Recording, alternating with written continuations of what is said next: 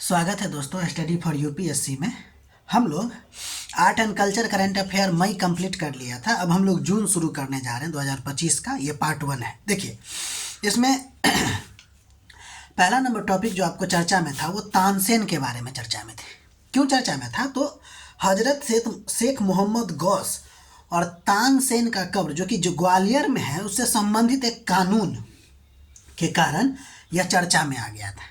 ठीक है, तो हम लोग तानसेन के बारे में देखते हैं। तो तानसेन भारत का सबसे महान शास्त्रीय संगीतकार में से एक थे और मुगल सम्राट जो अकबर थे उनके दरबार के प्रमुख नवरत्न यानी कि 9 रत्न थे उनके दरबार में, उनमें से एक शामिल था। ठीक है, और हिंदुस्तानी शास्त्रीय संगीत परंपरा के आधार स्तंभ माने जाते हैं। इस बात को ध्यान रखिएगा।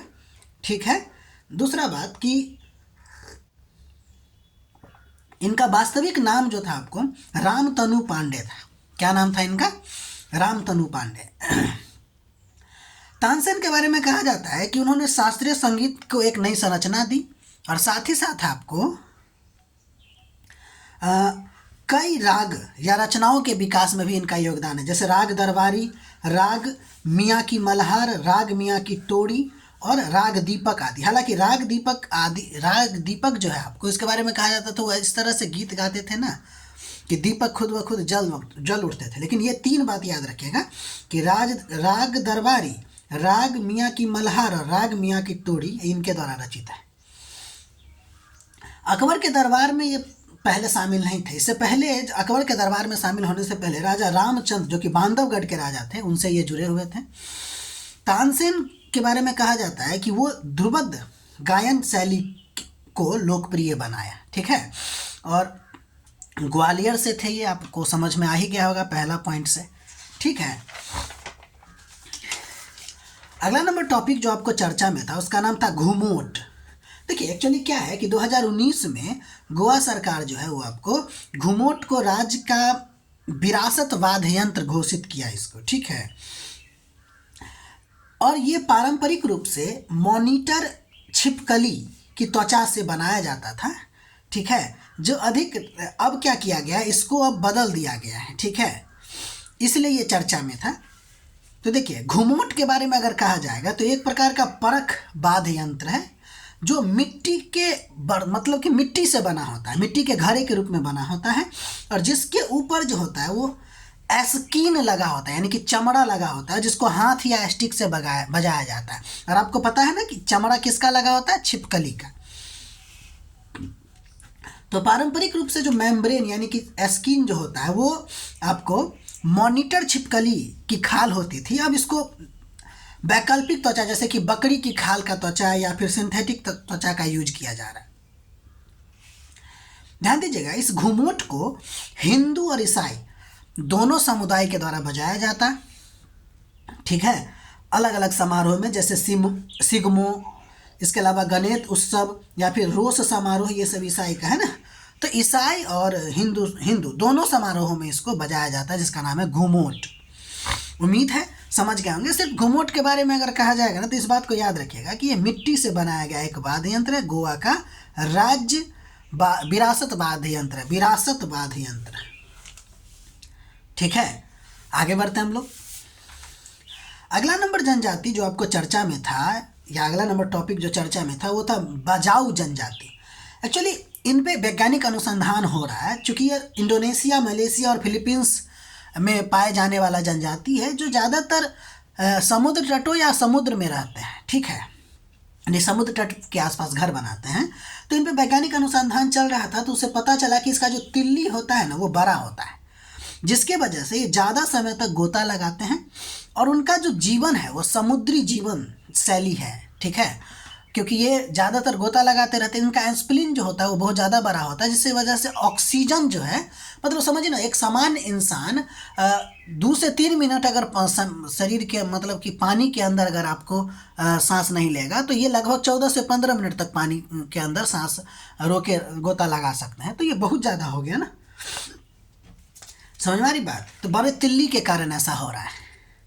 बजाऊ ट्राइब को सी नोमैड्स या सी जिप्सी कहा जाता है जो समुद्र आधारित जनजाति है। बस इतना याद रखिएगा कि कहाँ पाया जाता है। और ये यह मुख्य रूप से इंडोनेशिया, मलेशिया और फिलीपींस में पाया जाता है, ये बात आपको पता ही है। अगला number, the servant of India society आपको चर्चा में थी। यह चर्चा में क्यों था? क्योंकि पूना का ही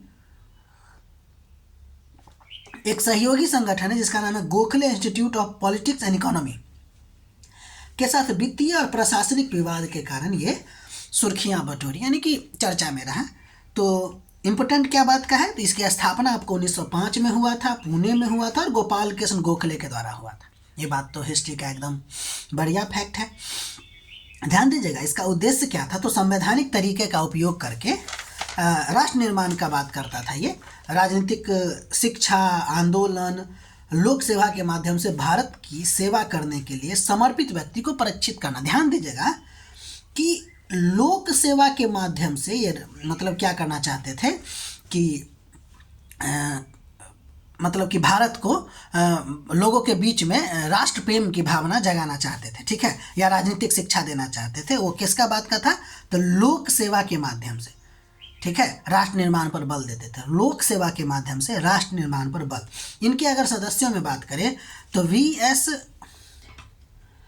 श्रीनिवास शास्त्री, हृदयनाथ कुंजरू जिसको एच सी कुंजरू भी कहते हैं, ए बी ठक्कर, ठीक है, ये इनके सदस्य हैं।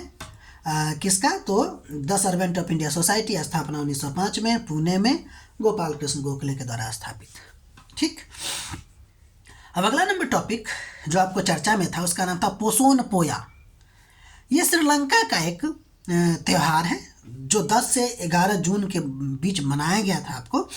और यह देखिए कि यह द्वीप पर, यानी कि श्रीलंका द्वीप पर अरहत महिंद्रा या फिर कहें तो थेर महिंद्रा, ये अशोक का पुत्र के द्वारा बौद्ध धर्म के आगमन का प्रतीक है। इस बात को याद रखिएगा।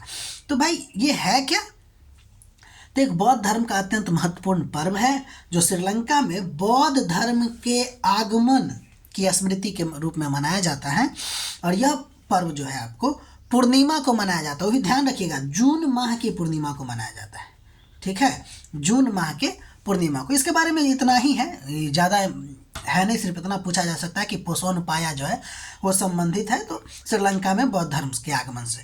तो इस बात को याद रखिएगा। तो ये आपको आर्ट एंड कल्चर जून का हो गया। इसी तरह जुलाई, अगस्त, सितंबर भी हम लोग चलेंगे।